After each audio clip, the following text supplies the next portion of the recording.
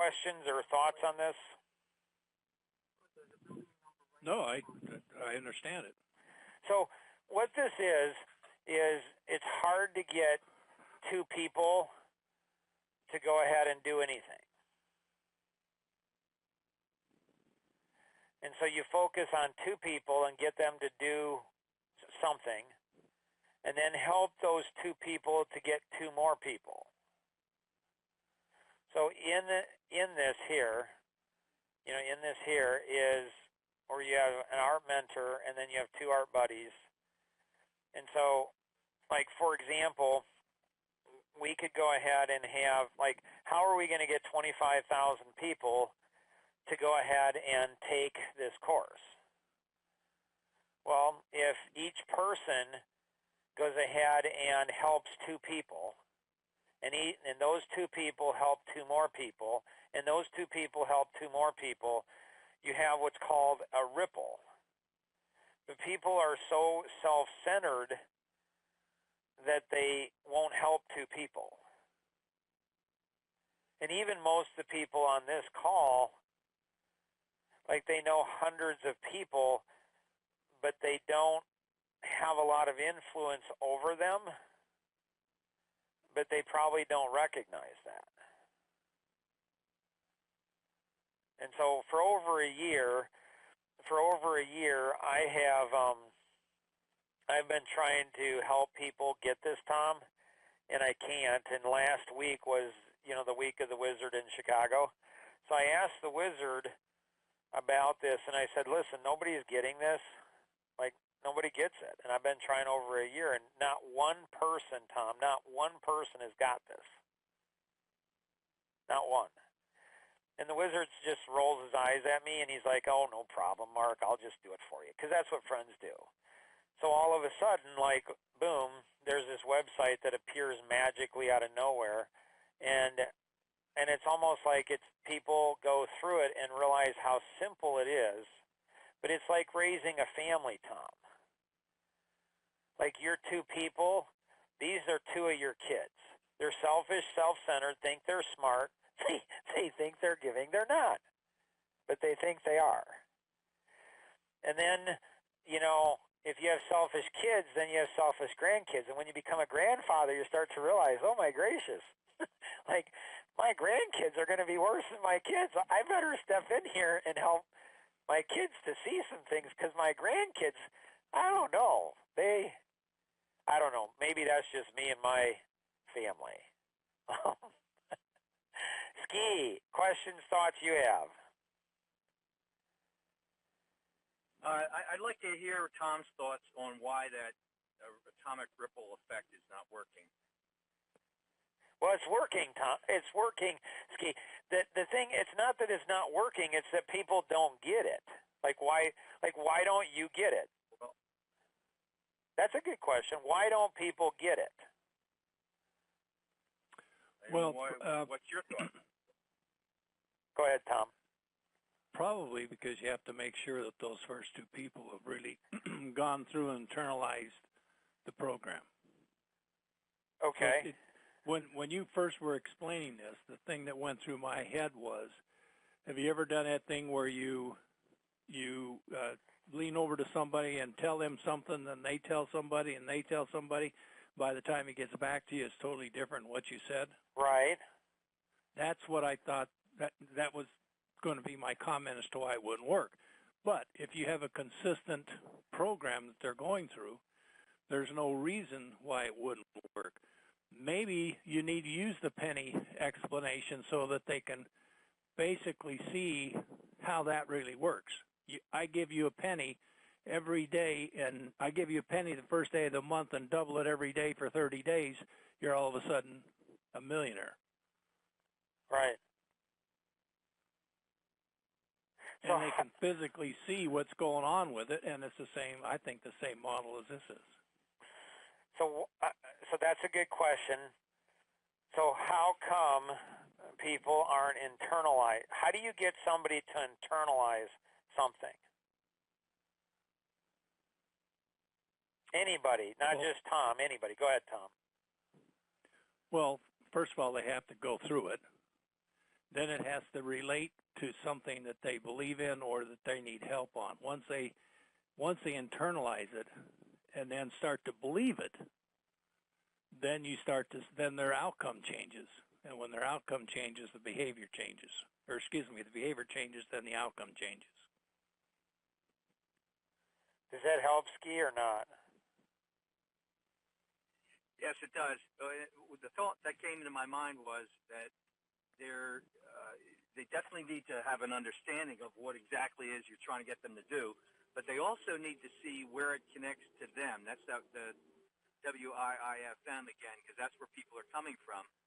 And then for the next level, what's the WIIFM for the people that they're presenting it to? So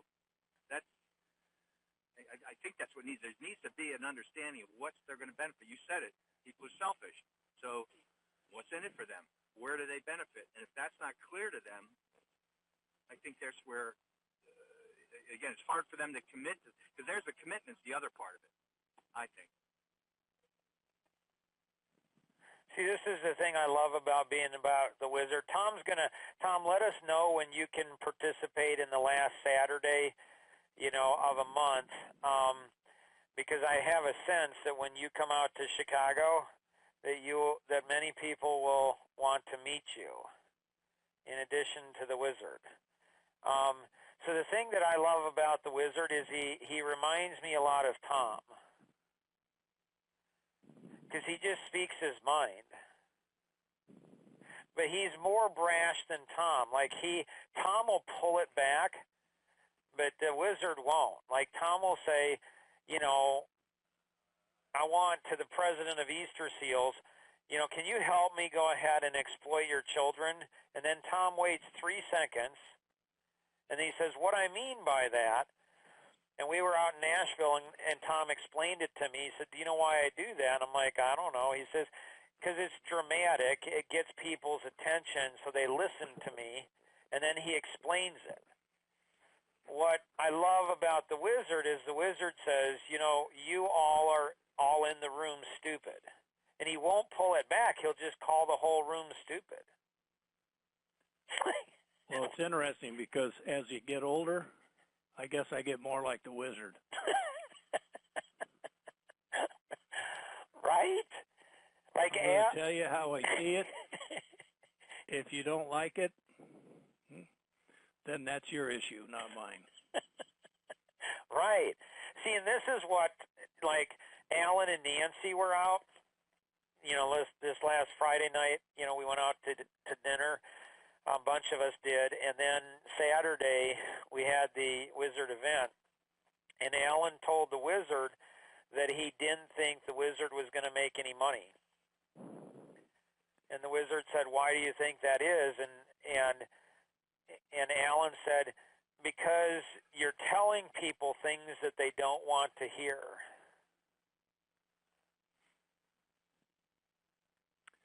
Well, what I found out about that, is when you're really honest and tell somebody something they need to hear. Most cases they won't like it right then, but at some point in their lives, it's going to become really apparently clear that what was said to them was actually right on. Then it's up to them to either take the action or not take the action. And if they don't take the action, they've just proved themselves to be as stupid as whatever they were told they are. And if they do take the action, they're going to change their outcome. Nice. Jill, you were at the event with the Wizard. Why would you say, Jill, why do you think, Jill, everyone ought to come out and see the Wizard?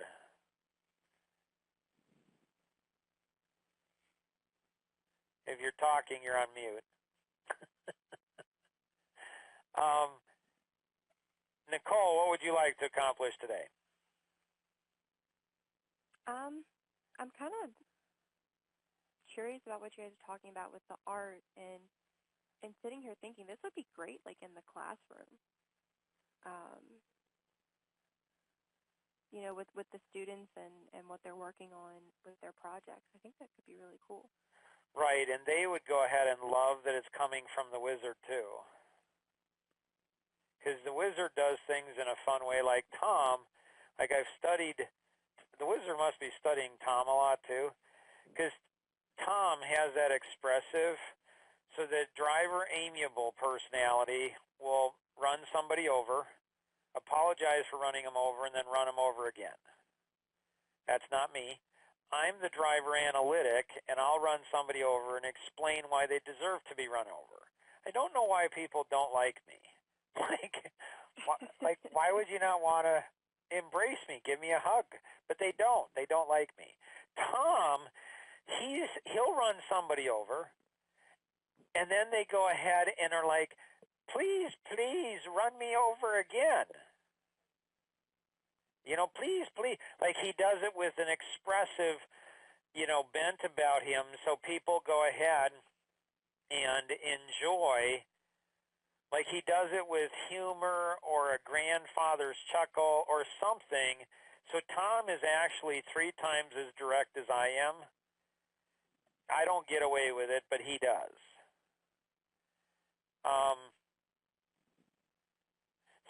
So coming from the wizard, that's what makes the wizard, because it's kind of fun. It's like a fun thing where you see a true wizard. Like he's got a beard and a wizard's hat, and he's got the wizard's cloak and hand. I mean, it's got the wizard staff, and it's just hard. It's just people are laughing. I mean, it's really cool. Elise, what do you have? Well, I'm just kind of thinking about the art and how you can apply it in an office setting so that those who are stronger as a team member could assist maybe those who are weaker. So any thoughts on that? I mean, I look at art and I just say, well, it's just a family. I mean, anybody that's ever had children should get art. I mean, if they raised them well. If they didn't raise them well, then maybe not. But if you've had children and you've endeavored to raise them well, and then the next ripple is grandchildren. So the art on here is the wizard's got 2 people personally mentoring, Elise and Matt. So Elise has 2 people here, Emily and Ginger Ann. Matt has Rosanna and Jill. And so the wizard pours all his energy into Elise and Matt, and then helps Elise and Matt take that next ripple, because, like Tom's grandfather, like Tom actually contributed to this. It's called the Grandpa Chappelle principle. And so when Tom was a teenager, his grandfather said, Tom, you probably, aren't going to take what I have to say right now. I get it. But all I ask is that you write it down, because someday in the future, it will go ahead and be very important to you. And so Elise raising Emily and Ginger Ann, Matt raising Ginger Ann and Jill, that's not the hard part. The hard part, as Tom had said, is how do you get Emily and Ginger Ann to help Nicole, Avalinda, Cheryl, and Jennifer? And just like raising kids, how I help Elise is not going to be the same way Elise helps Emily and Ginger Ann. How Emily helps Nicole and Avalinda, how Ginger Ann helps Cheryl and Jennifer is not the same way. Like every child's different.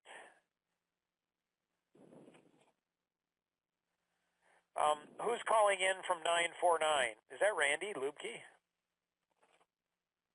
This is me. Oh, my gracious. It's awesome. Great to have you on. Are you able to see the screen, Randy? I am not looking at the screen. What screen should I be looking at? Ravingfan.net. RAVINGFAN.net. Okay. So Randy has 4, what do you call them? I'm not sure what you're asking, bud. You have 4 people, right? Assistants or something? Oh, production partners. 4 production partners. So Randy has 4 production partners. Do you have, of those 4, do you have 2 of the best? Like, are there 2 of them that stand out as being better? You know, the answer's yeah, but I wish they all were better than they are. So if you applied art to them, they all would be better. Okay, explain. So if you go ahead and narrow your focus on 2, the 2 that are probably the strongest, or the 2 that are the best students. Who is the best students of the 4? Not who's the best, but who's the best student? Who is the one that's the most hungry? Who's the one that's going to listen to you and do what you direct them to do? So you take those 2. So you would be in the wizard slots. You would go ahead and be Randy, and then you'd put 2 people here. Then what you do is you help those 2 people each get 2 other people. So you go from 1 to 2, or 1 to 3, and then up to 7. And so you're pouring your life into 2 people, so you can be much more narrow focused than pouring it into 4. And then you get the 2 to help the other 2 and 2 more. Got it. And so if you did that structure, it would work 100 times better than if you went ahead and tried to help 4. Reach out to all 7 people. Sure. Right. That makes sense.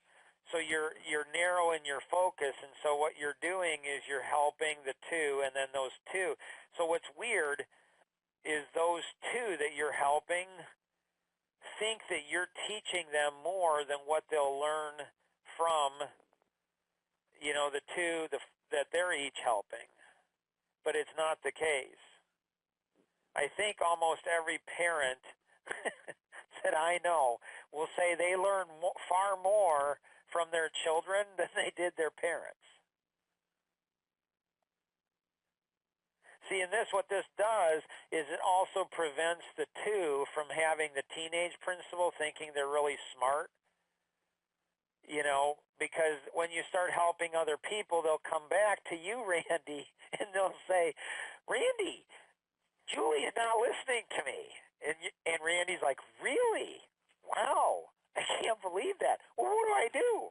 I don't know. Sure. Figure it out. So it prevents them, it keeps them humble, because now they're helping other people and they have to think through things, and they don't become entitled where you're always serving them. They're supposed to serve you, and you do serve them, but then they get entitled unless they're helping someone else. What would you like to accomplish today, Randy? Well, I got a busy day, of course, and you know why you're sharing that? Frankly, what's that? Do you know why you're sharing that? Why? Well, there's 10 reasons, Randy, why people share things. Are you ready to write these down? You got it. Okay. So the most common reason why people share things is they're clueless. They're just talking to talk. They don't have any intention. These are people that typically don't have any time. Okay. The second reason is ego. They're wanting to make themselves look good. The third is to seduce people, to get people to think like they think. The fourth is to educate. The fifth is to connect. So educate is I love when people share something with me that they don't think I know, and I already do. It's a waste of their time and mine. Connect. Some people just talk, and they think because they're talking, they're connecting. The sixth is to move people from point A to point B. The seventh is they're insecure. The eighth is they think to talk, not realizing the brain is a lot faster than the mouth. So don't talk when you're thinking, just think. The ninth is destruction.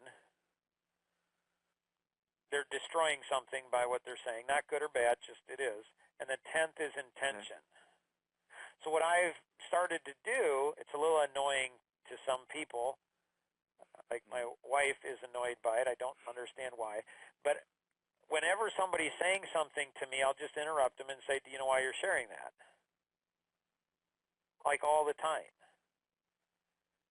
Because what I found is that if I can find out the intention of these 10 reasons why somebody's sharing, I can help them a lot faster. Pretty cool, huh, Randy? Okay, so you asked me the question, I responded to the answer. That's not one of the 10, but of the 10 that you picked, what would you assume my reason was? Oh, good. Answering your question. Good question. Yeah. So, what was the question that I asked? And the question is, what do you want to accomplish today? And what did you respond? And I started saying, well, I got a busy day, and then. Is that what I asked? Did you have a busy day? No. So okay, and I did not ask clearly, what did you want to accomplish on this call? You were thinking when I was talking that I was talking about what you were doing the whole day, and then you went into busy day. I'm sorry. What did you want to accomplish on this call? Yeah, so what I want to accomplish on this call is to start integrating into the call so I understand what the heck you guys are talking about.